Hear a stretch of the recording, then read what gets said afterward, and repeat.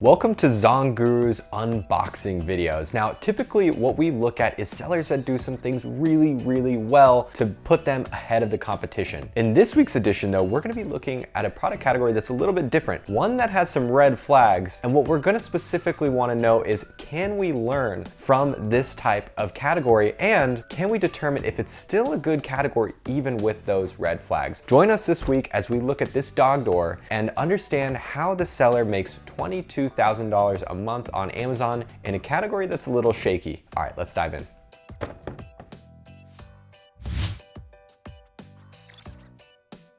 This week, we're gonna be taking a look at the dog door category, whether it's one that as a new seller you might want to jump into. We're also gonna be taking a look at the actual product itself as well as the listing. We're gonna be unboxing it, really unpacking what this seller does well and not so well, and areas that you as a new seller might be able to improve on the product. We're also gonna be taking a look at how well optimized the product is. And finally, we're gonna be showing how the Zonguru tool set can help you reach these conclusions that are absolutely critical if you're looking to invest in a product. All right, let's dive in for an episode of What's in the Box. Okay, so step number one is you obviously need to look at the product category. You need to understand the competition and understand the demand. Now, the Zonguru Chrome extension is gonna basically tell you all of the important things that you need to know about the category. And we're gonna take a look at that information in just a second. But where you probably wanna start before pulling up the data is just scrolling through the listings on page one and understanding what the competition looks like. This is gonna give you a really good perspective of which products look identical to the other products on page one, and if there are any that stand out. Now, this is a really important concept because it allows you to understand differentiation, and it gives a clear answer to the question, why would a consumer choose my product over the competition? So as we scroll through the listings on page one, what I notice is I see a lot of these vertical dog doors that fit in a sliding glass door, and I see a lot of these dog doors that fit on, the more standard wooden doors. Now, the product that we selected this week to really deep dive into was one that is different, is differentiated from the rest of the competition on page one. And it's this dog door that actually fits on a screen door. Now, it's a subtle differentiation technique, but it certainly stands out when you look at the rest of the products. And it opens you up to a completely different marketplace, which is a really key concept of differentiation. So this is the product listing that we're gonna be taking a look at, and we're gonna be unboxing as well. But before we do that, let's go ahead and look at the numbers. So what I'm doing right now is I'm pulling up the Zonguru Chrome extension and niche rater. And what this is gonna tell us is really all of the important metrics around this category as a whole. Now, the keyword that I use is one that appears probably the most in a lot of the titles of these listings, and it is the one that has the most search volume. So that's a good place to start when you're trying to gauge the competitiveness of a category. You want to select the keyword that applies most broadly and the one that's being used the most by sellers, because it gives you the most honest, broad interpretation of the category. So a few numbers I want to call out really quick is the niche score obviously sitting at a 63%. That's quite good. We like to tell people, if you found a product that is over 55%,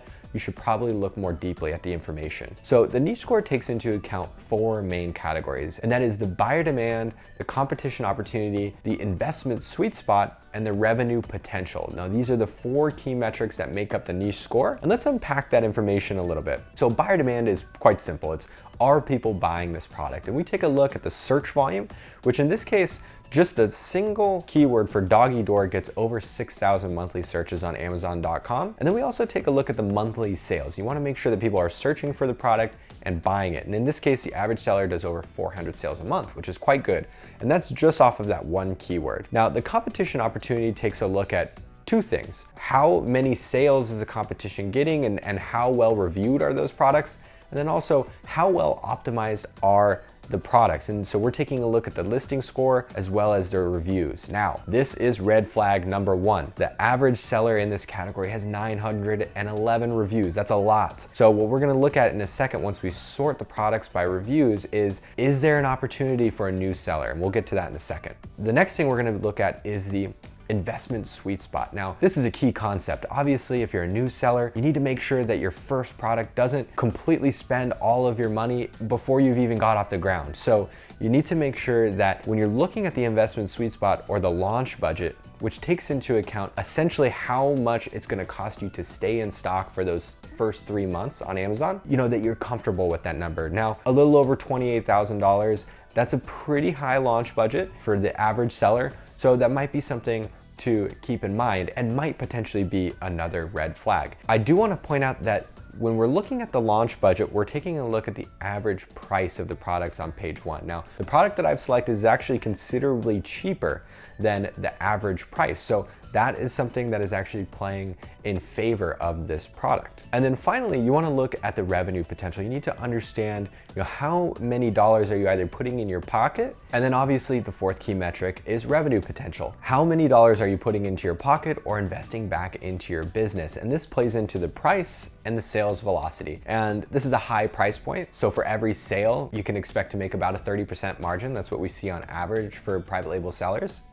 And at a $107 price point, you're probably putting about 30 bucks in your pocket for every sale. So that's a very good number to understand, but is also gonna drive that launch budget up. Okay, so let's take a quick look and better understand the competition opportunity. Because like I said, this may be the first red flag with those average number of reviews. Now, one of the first things I do whenever I pull up a listing and I wanna dive into the numbers is I sort by reviews, because this is again gonna show us, how strong the competition is, how long they've been around, and how much social proof they have. Now, you can see up at the top here, we have sellers with 4,000 reviews, 3,000, 2,000.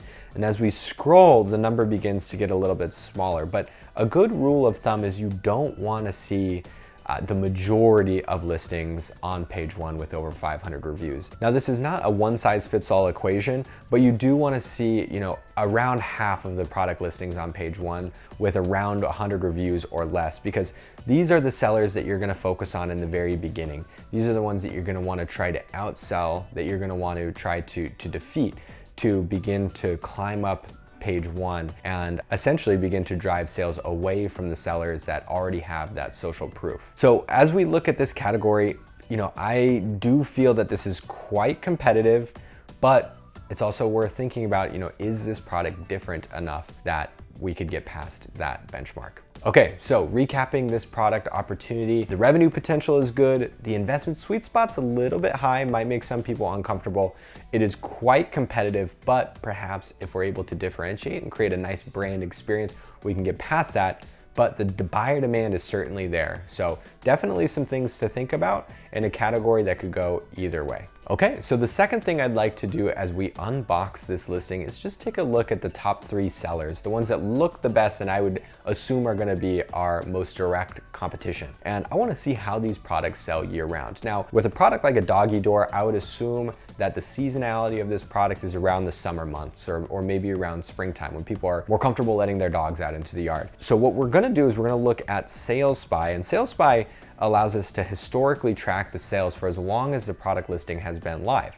Now, this is a really good concept because it allows us to really inventory plan and understand at different times of years, if we're under preparing or we're over preparing our stock. So it looks like our product, as we look at the sales graph, and this is for the last year, certainly sells extremely well around May through October even, and then sales drop off. This is kind of what I was expecting based on the seasonality of the product. Now let's look at 2 other products in the same category. Now, this is an interesting sales graph, and you might be thinking, what the heck is with that big gap from September to November? What this likely means is that this seller ran out of stock and Amazon hurt their bestseller rank, and that's why we see a complete flat line on sales and the BSR shooting up. Now it looks like they got back in stock around the middle of November and the BSR dropped and they started making sales again. It's good information to have when you understand sellers that run out of stock, because those are again the ones that are potentially a little bit weaker and that you might be able to really defeat as you move through your sales throughout the year. And then finally, let's look at this other doggy door. Now this is a quite consistent seller and shows a little bit of interesting seasonality. They actually pick up around October, November, December. Maybe perhaps this is when pet owners don't want to walk outside with their dog. It's too cold outside, so they'd prefer to just have a dog door and let their dog out whenever they please. So again, this just gives you some really key ideas about buyer behaviors and how you should prepare your stock. All right, so now what I'd like to do real quick is just open this product up. We're gonna take a look at a few things so that we can better understand the experience around buying this product.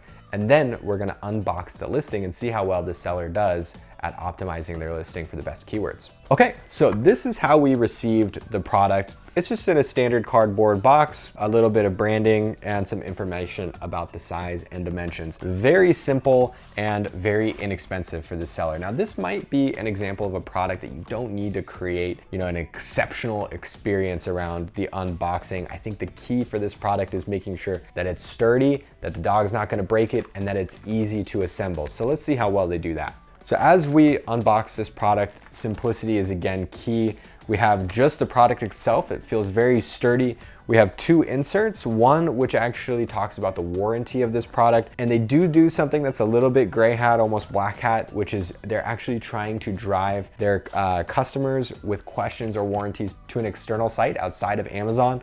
That's a bit of a no-no right now. And then also they have just some very simple instructions. Now, I've taken a look at the instructions and the videos on assembling this product, and it looks like they did everything very, very well. Pretty much across the board, people are saying that this is very simple and easy to put together, which is a little bit surprising because it does require you to pull your screen off of your house, put it on a flat surface, cut the screen, but they are able to provide instructions that make it really easy. So if you're gonna sell a product like this, absolutely keep that in mind. Okay, so you as an Amazon seller know that unboxing a product is not just unboxing the physical product itself, but unboxing the listing as well. So what we're gonna do now is we're gonna take a look at the seller's listing, and then we're gonna take a look at Listing Optimizer and Keywords on Fire to see if they're taking full advantage of all the keywords at their disposal. Let's take a look. Okay, so as you can see here, I have the listing pulled up, and first thing I notice is the photography is well done. This is clearly Photoshopped, but it's actually some pretty good Photoshop.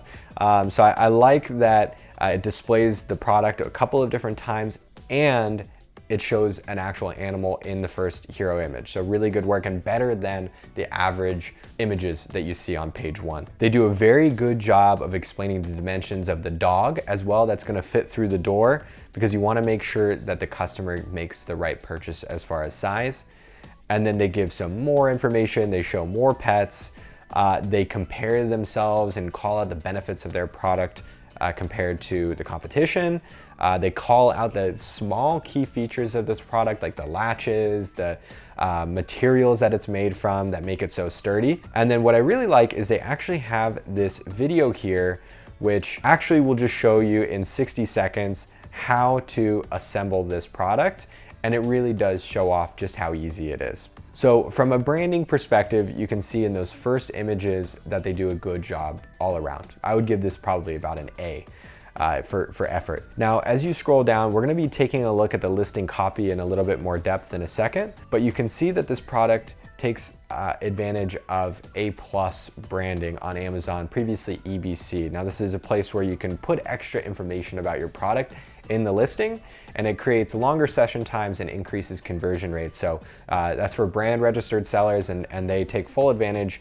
And again, just show off the product in a little bit more details, answer commonly asked questions, really try to do that last ditch effort at convincing somebody to buy the product.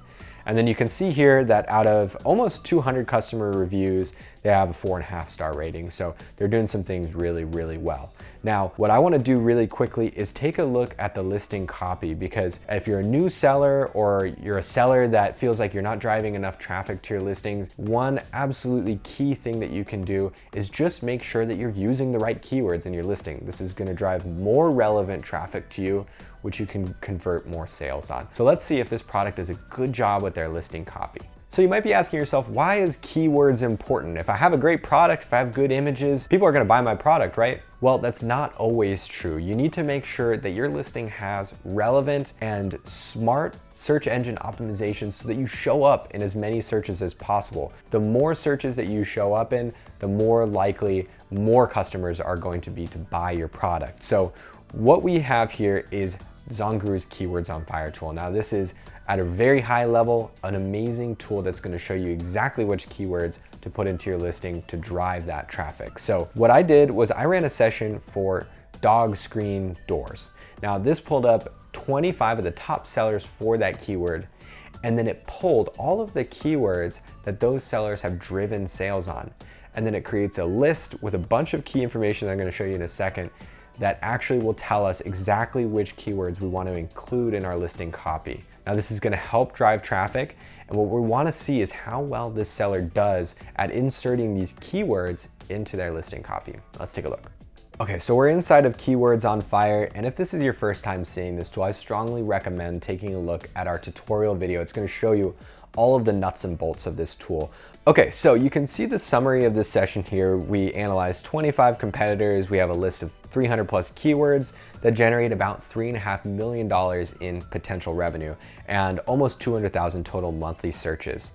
As we scroll through here, we can see the keywords that sellers have driven sales on. Things like dog door for sliding door, screen doors, sliding screen door.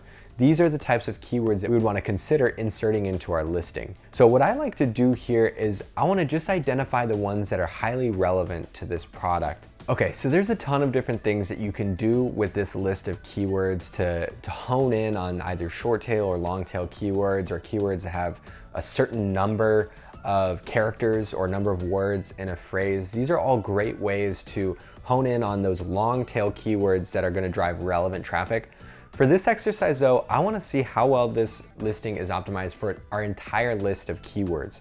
So what we're going to do here is we're going to take this list of keywords and we're going to click Add to Listing Optimizer. And this is going to bring all 324 keywords over to our Listing Optimizer tool. You can see them here. And what we're going to do is we're now going to pull in the actual listing that we've been taking a look at. We're going to grab the ASIN and we're going to pull the ASIN info. And this is going to pull all of the relevant copy from the title, the description, the bullet points, and the backend keywords. Now, this is exclusive to Zonguru. Previously, you had no way to access backend keywords, but we actually now have the ability to pull that information, and it just gives you a little bit of extra information about what sellers feel are important to driving that last little bit of traffic to their listing. And those are typically colloquial terms or misspellings that they feel is driving additional traffic to their listing. So let's pull the ASIN info, and here you go. You can see the title, description, bullets, and the search terms. Now, it looks like this seller takes advantage of almost none of their backend keywords. So we're gonna see that they're already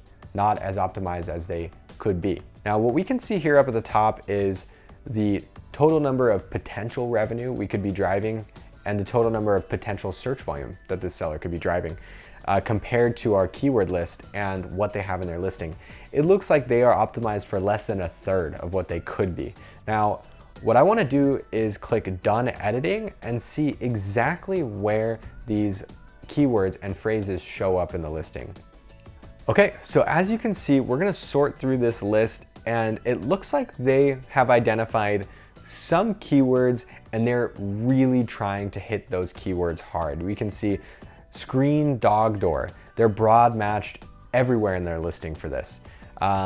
Magnetic screen door. They're optimized everywhere except for their backend keywords. Screen door, and so on and so forth. So this seller does some of their listing optimization and their keyword research quite well, but as you can see here, there's a lot of blank spaces where they're not optimized at all. Doggy door, for example. They show up on page 1 for doggy door, but towards the bottom of the page. And the reason why is because they don't have that anywhere in their listing. Doggy, spelled this way, which drives 6,000 monthly searches, doesn't appear even once in their listing. This is a really good exercise in better understanding that some sellers, even though they sell very well, they rank on page 1 for the best search terms, still aren't doing everything that they could, and should inspire you as a new seller to understand that with this information, you can, over time, begin to outperform them. Okay, so what did we learn from this seller that does some things well and some things not so well? Well, we learned that there's no clear seasonality to this product. It sells pretty well year-round, depending on the variation. We also learned that the actual unboxing experience wasn't all that special. Maybe it doesn't need to be for this seller. But we also learned that this category is pretty competitive. And unless you have a clear answer to differentiation, you might not be able to stand out as a new seller as easily as in some other categories. And finally, we understood that this seller, although they sell really well and appear on page 1, they're not as optimized as they could be. They should be doing some better keyword research and better optimizing their listing. And we use Zonguru's Sales Spy, Chrome extension, Keywords on Fire, and Listing Optimizer in just a handful of minutes to come to this conclusion about a product. Thank you for joining us for another edition of What's in the Box. We have another one coming up shortly. And I want to just let you know, if you enjoyed this information, check out the Zonguru Resource Center. We have videos for everyone, experienced sellers, people looking for their first product to sell, and everything in between. So make sure to check it out so that you get all of the new industry tips and strategies. Thank you so much, guys, for joining us, and we'll see you next time.